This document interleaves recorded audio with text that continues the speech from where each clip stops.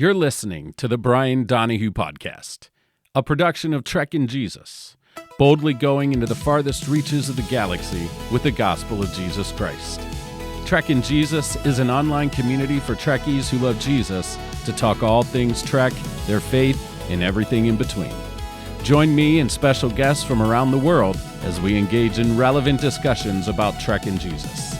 Let's get ready to fly and boldly go right now. And thank you for listening again, my faithful, dear, precious, very intelligent and wise listeners to the Brian Donahue Podcast. I'm Pastor Brian, and this week I have a very special guest, a new friend of mine, Melissa. We both write for the Star Trek Family Engaged magazine and are part of that family of Trekkies. And Melissa's also a writer in her own way, has a great website and some podcasts and all sorts of stuff, and I'll make sure I put links to everything. But, ladies and gentlemen, let me introduce to you my new friend, Melissa. How you doing, Melissa? I'm doing well. Thanks for having me. You are so welcome. I'm so pleased you agreed to come on the show, Melissa. And for our listeners, we've already had a blast talking before we hit the record button about several different very fascinating topics, including Jell-O. And I've never had so much fun talking about Jell-O either in my whole life. So, Melissa, before we jump into what your favorite episode is, why don't you tell people a little bit about yourself, whatever you want them to know? Sure. Well, my name is Melissa Bartell, but a lot of people also know me as Meme del Mare, the actual woman of the sea. She is my mermaid alter ego. Her accent is supposed to be bad. She is based on a combination of Sophia Loren and Charo. Okay. And she is basically Gilda Radner's aquatic spiritual sister. So she will come up with things like, Isak Dinesen said that everything is cured by salt water, sweat, tears, and the sea. Except for ceviche, for that you need lime. But I'm also the bathtub mermaid that came out when I was living in Texas and was far away from the ocean. And that is my main podcast site is bathtubmermaid.com. And then I write at Miss Melissa and on Substack. Nice. And of course, for Star Trek, the Engage, the family magazine. Right. Yeah, check out her podcast. It is highly entertaining. I listened to a few episodes before Melissa came on yesterday at the time of this recording, and definitely worth checking out. So you'll have a lot of fun listening to those and reading her stuff too. So, Melissa, I'm dying to know, the whole world, well, whoever listens to this podcast, I'll be honest, is dying to know, why the heck is this your favorite episode? The portion of our show where we bring in one lucky fan to get their 10 minutes of fame discussing their most favorite Star Trek episode of all time. All right, Melissa, I'm ready. I'm sitting down. I've got my iced coffee in front of me here. I want to know what your favorite all-time episode of Star Trek is. I have three, but the one I want to talk about the most right now is going to be controversial because it's part of Discovery. Okay. And that's Reunification 3. Ooh. All right. But all of my three have something related to each other, and that's fantastic. Get to that. I cannot. So why Reunification 3? Here's why. Because Star Trek to me is fundamentally about connection. How do we connect with other people? How do we connect with ourselves? How do we connect with cultures we haven't explored yet? And Reunification 3 is all about connection. It's the obvious plot. We're meeting the Vulcans again for the first time in almost 1,000 years. And suddenly, oh, hey, we've got Romulans as well. And we're all one big kind of happy family. So that's a serious connection. Then you get the clip of Spock from TNG, which frames the episode. And then you also get Burnham reconnecting with her mother. I was not expecting that. And you get the very sweet beginning of the flirtation between Saru and Tarina. Okay. Which is a whole different kind of connection. And they're first almost adversarial. And then you see that they have respect for each other, and that respect is what really shines through. Yeah, that I love this choice, Melissa. I've only seen this episode once. Most of Discovery, I've only seen episodes once. A couple I've seen twice, but I'm due for a rewatch. So I'm probably going to start with this one since you're mentioning it because I do remember. The thing I remember most about this episode is that relationship starting with Saru. But you've intrigued me. Like, this is exactly what Star Trek is about and has been about really from day one, if people were actually paying attention. But so uh, you're obviously a Discovery fan too, and I'm a Discovery fan as well. So, and something that kind of, I guess I want to ask you, why do you think this is a controversial favorite episode? I don't think it's necessarily the episode in particular, although I do think there was a lot of like, oh, it's fan service because they're using Spock Yeah, and Burnham never mentioned, Spock never mentioned a sister. Well, he never mentioned Cybok either until he did. right. He never mentioned his parents in TOS until they showed up. Yeah, Star there's a Trek, pattern here. there is definitely a pattern. He's a pretty private person until Strange New Worlds. Yeah, right. And that's baby Spock, so that's valid. Hmm. Hmm. But I mean, he seriously has a track record of going, oh yeah, that's a relative. Sure, I'll admit to that after Yeah. you've already figured it out. Hmm. Hmm. um, but most of the characters in Trek, we don't have instant backstories for them. We discover it as we go along, and I think that's kind of cool. Although I'm not sure we need any more data relatives coming up. Love Brent Spiner. I think he is really underrated in what he Oh, can do. absolutely. Yeah. His Yeah. range is much broader. If you've ever seen, um, there is a series on, I think, Showtime a few years ago called Outcast that was based on the comics. Mm, It's actually from the same comic people who did The Walking Dead. okay. Um, and it's pretty good. It's a little dark, but he plays the villain. Ooh. He plays a villain in a literal black hat. Wow. I think he said he on his podcast that the new one that he's got Yeah. Yeah. with Jonathan. I think he said that he actually bought that hat for himself to use in the show. Sure, use their budget. My goodness. Right. Right. Right. But I mean, I love the man. I think he's great. Yeah. I've Yeah. had lovely encounters with him at Comic Cons Hmm. and on the cruise, but I think we're getting a saturation of Yeah. Zooms. Yeah. Yeah. I agree. I think I agree with that.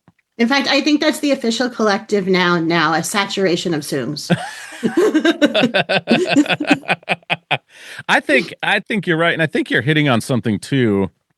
That it's okay to be like, for instance, a Brent Spiner fan or a Data fan, and say, "Hey, I'd like to learn more about the other characters too." You know, Yeah. I'd like backstory. I'd like, bring in so and so's father or mother or cousin or whatever. Like, I think that's okay. And because there's such a plethora of an unending line of characters in Star Trek now.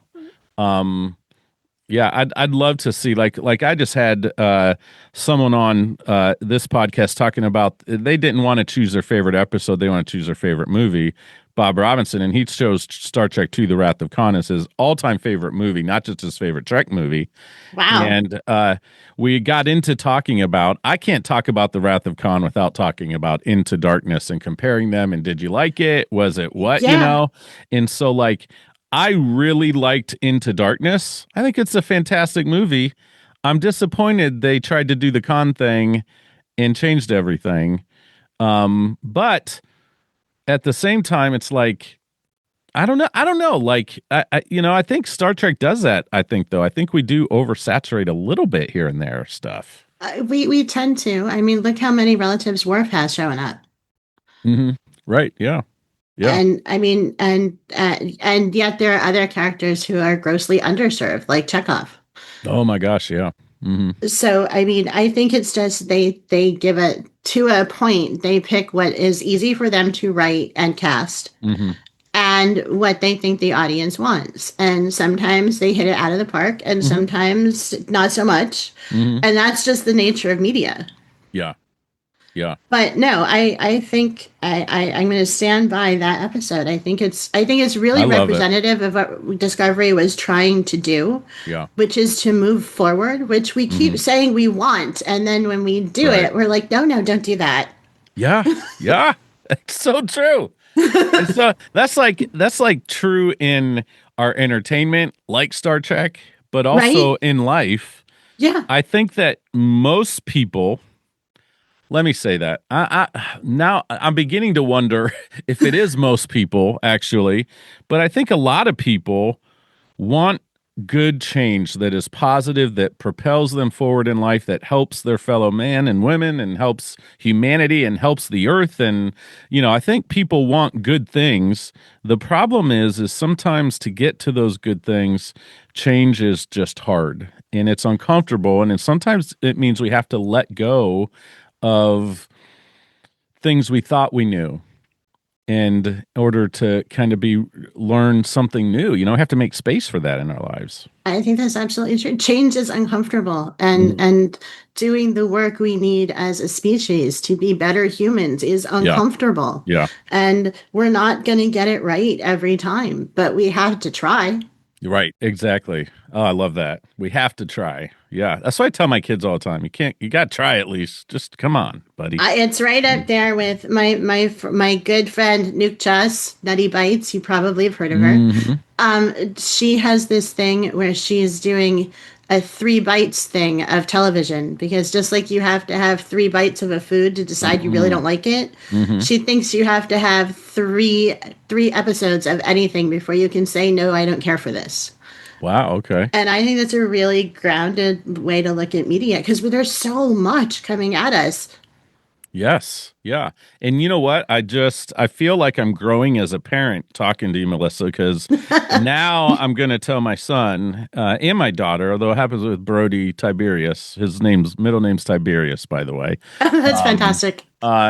he will often smell or look at something and say, I don't want to try it. And we make him try at least one bite. But I'm going to say, statistically, they've proven you need at least 3 bites, bud. So thank you. I feel like I'm growing before our eyes, Melissa, as a parent There here. we go. Made of science for the win. So I love it. Reunification. You gave me another episode I need to go back and rewatch and enjoy. So thank you for that. And you're the first one on the show to pick a Discovery episode. So props to you, Melissa. I know there's a ton of Star Trek fans out who they have Discovery will be their favorite and have an episode that's their favorite, but I'm thrilled that you chose a Discovery episode. I really like Discovery. I like what it was trying to do. Yeah. I think while the first 2 seasons were interesting, when they finally got to the future, they really had a lot more freedom Right. because they weren't Right. beholden to canon. They were given such a Yeah. small window. Yeah. And Yeah. it was almost like you have no real chance of success here because you have such a small window. Yes. And then there's the whole thing where like, well, this tech doesn't look like the tech of the 60s. Of course it doesn't, because it's not the 60s. You're right. So for me, I try to look at new Star Trek, different iterations of Star Trek as like, okay, so this is how it would look if the media was interpreting the story now. Hmm. Absolutely. If it looked like the original sets of the Enterprise, I don't know. I mean, I think hardcore Trekkies would watch it. Probably if it's really good, but Right. they have to update it for new audiences, and that I think is something that I would not want to be in charge of Star Trek, because you have to constantly be concerned with not just pleasing all of us old and I mean let me rephrase that, longtime Star Trek fans. I'll cop to old. I'm Gen Okay, X. okay. I think we count as the olds now. Yes, indeed. Dang it. But we're like the young olds. Okay. You're making me feel better about it.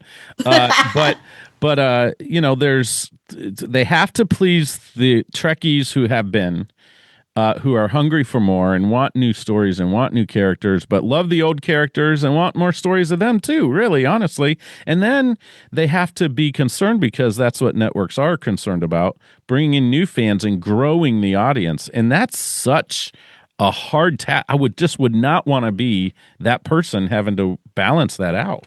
And then you have fans from all generations yelling because it's not the Trek they want. Right. Um, Star Trek has to evolve if it's going Yeah. to continue. That doesn't mean it can't honor its roots, because it absolutely can and should. Yep. But it has to evolve. And speaking of evolving, I do have another episode that I would like to talk about, if that's okay. Yeah. And this one, you don't know me that well, but I am not a huge animation fan. Okay. I never connected with animation. By the time like Disney movies were really popular, I was an early reader, so I was like, I've read the Grimm version. I don't want yours. Because I mean, it's pretty, but the writing's not that good. Yeah. So I just never hit that sweet spot of loving animation. I always used to, like, when people ask me what my favorite animation is, I'm like, line and dot.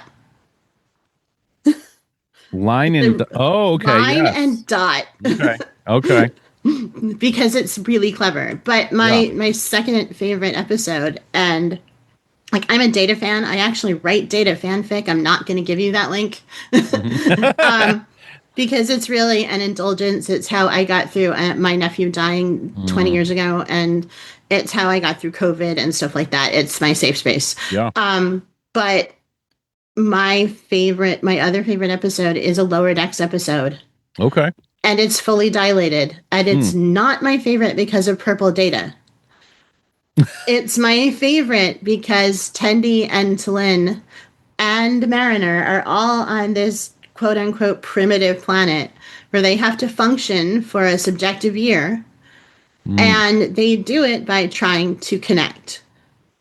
T'Lyn connects to what the population needs. She's selling skincare, sorry. She's growing mutant fruit. Tendi is connecting with Purple Data and fuming about T'Lyn, but she's had an arc, that's okay. And Mariner is trying to connect with the people by solving problems that are really causing problems. So then she ends up in jail. Also, that woman should never be allowed near a musical instrument ever. Because the soap flute was just bad. But it's still fundamentally about how do we connect to get through this. Yeah. And at the end of it, you have this beautiful thing. This is so spoilery. I'm sorry. That's okay. But it's been over for a year and a half, right? Right. Yeah. You have this beautiful thing where Tendi and T'Lyn realize, with Data's help, that they do complement each other and that they are stronger for working together. Yeah. Wow. So I'm catching a vibe here, Melissa, from you, and it's really resonating with me, because one of the lessons that I feel through the years I have learned from Star Trek is, and it's helped me in my profession as a pastor, frankly. It's helped me as a parent. It's helped me as a husband. It's helped me just as a human being to value that connection, to value coming together and working through stuff in order to grow, in order to get better. And it's not just a growth that is for our own benefit, right? It's for everyone's benefit around us. If I grow and learn and become a better human being, that's going to benefit those around me, because I'm learning how to make my life more than just for selfish gain, right?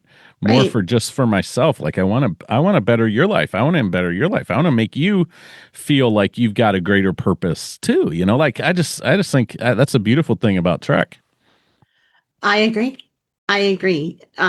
Trek, the best Star Trek, lifts us up and helps us find the humanity in all of us, and helps us find the places where we do agree.